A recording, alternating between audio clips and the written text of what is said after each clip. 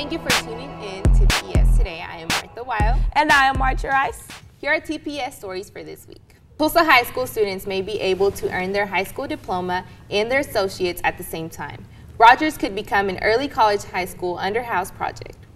Students from Kendall Whittier and Sequoia will automatically accept into the program. Others will attempt through lottery. If approved, the program will begin in the fall. Put on your running shoes and mark your calendar for April 30th. It's time for the annual Zorro Run. The race will feature 5K and 1K, which benefits the Tulsa Public Schools Foundation. Tulsa Public Schools called and you answered. Nearly 1,400 principals, teachers, and staff responded to TPS Project Schoolhouse Survey. Findings can be found on www.tulsaschool.org. Project Schoolhouse designed to determine the best possible use to existing resources. April is Jazz Appreciation Month. In celebration of Jam, TPS is presenting our Metro Honor Jazz Band concert. The concert will be held at the University of Tulsa and is free to the public. For dates and times, visit www.smithsonianjazz.org. Disney Elementary presented their first ever musical.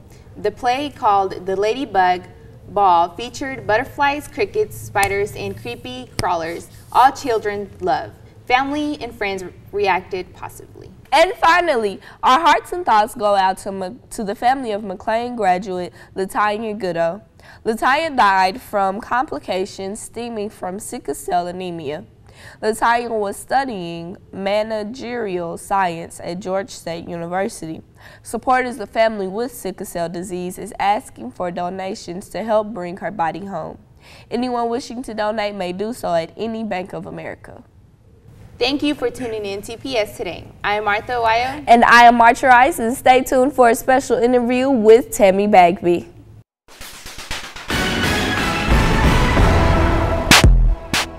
Hello, my name is Artra, and I am here with Tammy A. Bagby, the Director of Basketball Operations and Assistant Coach for WNBA's Tulsa Shot. Hello, Miss Tammy. How are you doing? I'm outstanding. How are you? I'm excited to be here. I appreciate you being here.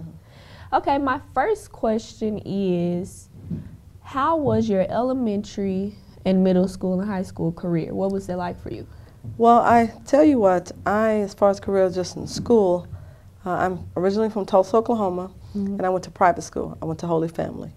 Most of my family went to private school. When I'm a family of 4, I have 2 brothers, and I had a sister, and everybody went to Bishop Kelly or Montecasino.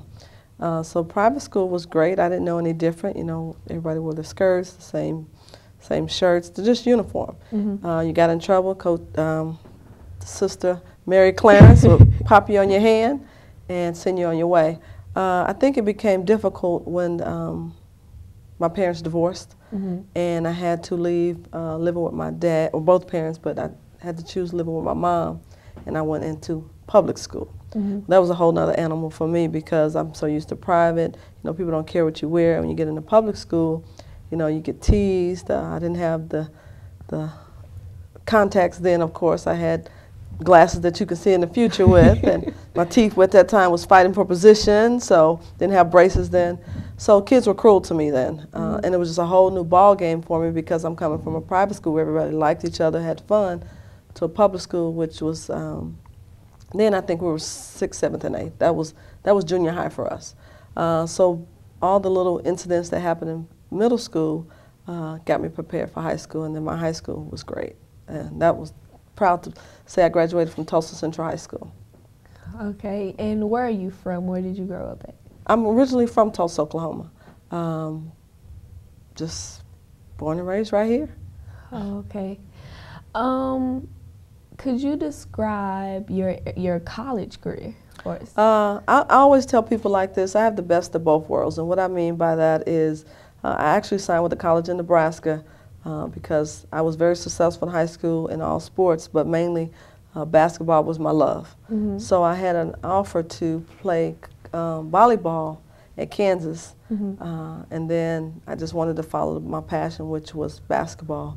And so I signed with a school in Nebraska, but at that time I wanted to go to OU. OU was just on. It had from the Stacey King era to the Mookie Blaylock. I might be dating myself, you may not know these people, to Terry Evans. And I didn't even think, okay, that's the men's side, what are the women's sides doing? So I went to the OU, and at that time, OU wasn't nothing established what Sherry Cole has now, which is amazing what she has now. Back then we had to go in the office, kind of like solicitors, get a phone book or a list, and say, hey, would you like to come to the women's game here at OU? Click, they would hang up. Also my experience there was different because I felt like I was in a classroom where there was thousands of people, and the professor only knew me by my social security number. He didn't know me one-on-one as Tammy Bagby. So that was kind of tough for me. I tweaked my knee a little bit, and actually I came in OU as Prop 48, just knew I was going to walk on. But that means back then, I'm sure they may have it now, Prop 48 is high GPA, low ACT. I didn't take it again because I really had figured the school I was going to, I was going to be okay. And so after that, I said, you know what, I'm not going to be able to play. The program was on this downward spiral, and I left there and transferred to Langston University, a historical black college in Langston, Oklahoma. And it was the best choice I could have made. One, they welcomed me with open arms. I went to university that people looked like me and doing well. More professional black women doing well, not just in sports. The male figures there were very nice, professional, and I just loved it. You know, not saying that they didn't have it at OU, it just felt more home to me. And when I went to class, from going to a class with maybe, let's say, 200 people, I'm going to class with 30 people. And the professor knows us one-on-one. So I felt very, very comfortable there. So that was my college experience. And then on the basketball side, I had a lot of success, was able to be blessed by ranking in first in three-point attempts and three-point attempts made, and then also in assists. Injured my knee throughout my career, but I still had people being concerned and cared about me at Langston University. So it was a blessing, my both college experiences. Okay, and when you completed college, what degrees did you complete with? Early childhood development. I really wanted to open up a daycare or learning center and go in that route. And so I didn't end up going that route because I had made plans to go play ball overseas. When I figured out at that time overseas was across the water or wherever, I didn't want to leave my mother.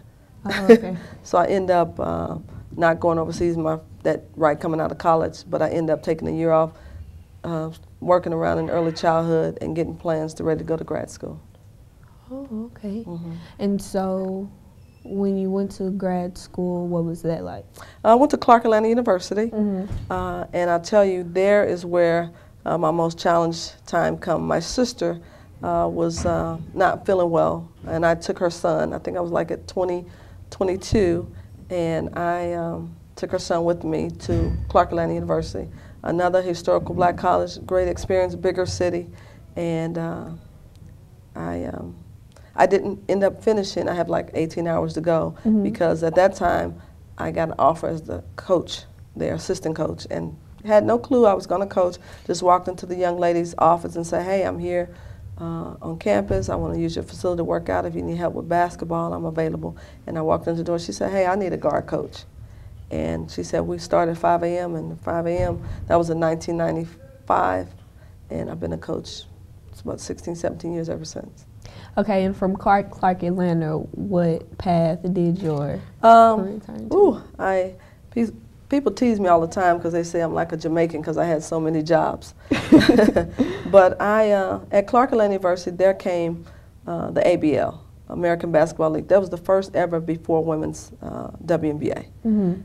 So I tried out for that, and I made the team as far as a practice player. But while doing that, Clark Atlanta at that time didn't pay much. It was Division II, low budget. And so I ended up having to get another job with the Atlanta Braves at Ted Turner's building. So I was doing that as well and being a practice player with the Atlanta Glory for a phenomenal woman, Teresa Edwards, who is amazing. She has 5 Olympics. And so she pulled me on as a practice player, did well there, and then they pushed me towards going to the Combine, which is the draft they had in San Francisco. And so that's how I got in the professional aspect of basketball. And that actually ended up folding, and then later on, then WNBA just blew up. Okay.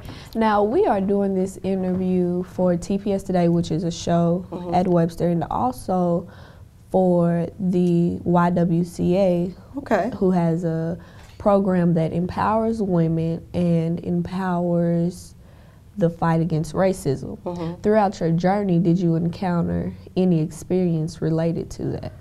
I'll tell you what, actually probably in elementary and middle school, can't say I really experienced that. It wasn't until later on when I got into the workforce. I probably experienced that when I pick up a phone and make a call to a company or organization or agency, and I have faxed in. Back then, it was a lot of faxing. You fax. Faxed in my information, and they read the information. I get a call back maybe an hour later or the next day. Have a great conversation one-on-one with the person who was doing the hiring. I go and actually meet them, and they say, well, we have filled the spot already. I was like, I just talked to you an hour ago. Oh, yeah, my director went ahead and filled the spot. And then I do my research later, and then the percentage of how many African-American women if they have hired there to what they have there now. So that was my first experience with that. I can't say that I experienced a lot because the direction that I went from HBCU at Langston University, left here and went to Clark Atlanta at HBCU. So I was always around good surroundings, and I never experienced that until that initial conversation on the phone where the lady was pumped up about me, excited about me, but as I go and visit her, no, we got that position filled. So I believe that happened to me twice on one or two occasions. That's interesting. And for young ladies out there who would like to pursue the same path that you did, what would you like to tell them? Well, let me tell you what I did. In my undergrad, I didn't just go to school and play basketball. When I could, I worked in my field that I wanted to work in.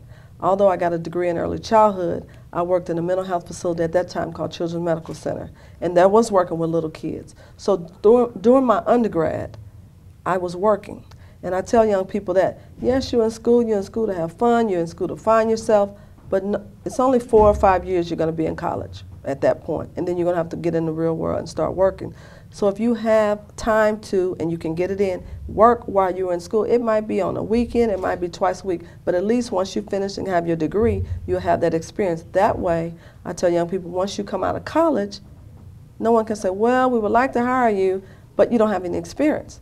Well, this way, when you turn in your resume to that company or that agency or organization, wow, you was getting your undergrad, but you also have 4 years experience or 5 years experience. So I think that is the best way. My other thing I tell young people, don't be afraid to ask questions. I know a lot of young people are afraid to ask questions, or they try to Facebook and tweet all the time, and they still don't understand you're getting older every year. You have to live, fend for yourself, be out there on your own. So that's what I tell them. That was important to me, and it helped me to my successful route of finishing my degree and also getting the work world of, hey, I got experience along with getting my undergrad, and I think I'm doing okay. I think you are too. I think you're doing exceptionally good. Well, I appreciate you taking the time out to come and participate in this interview. Thank you for joining us today. I am Artra.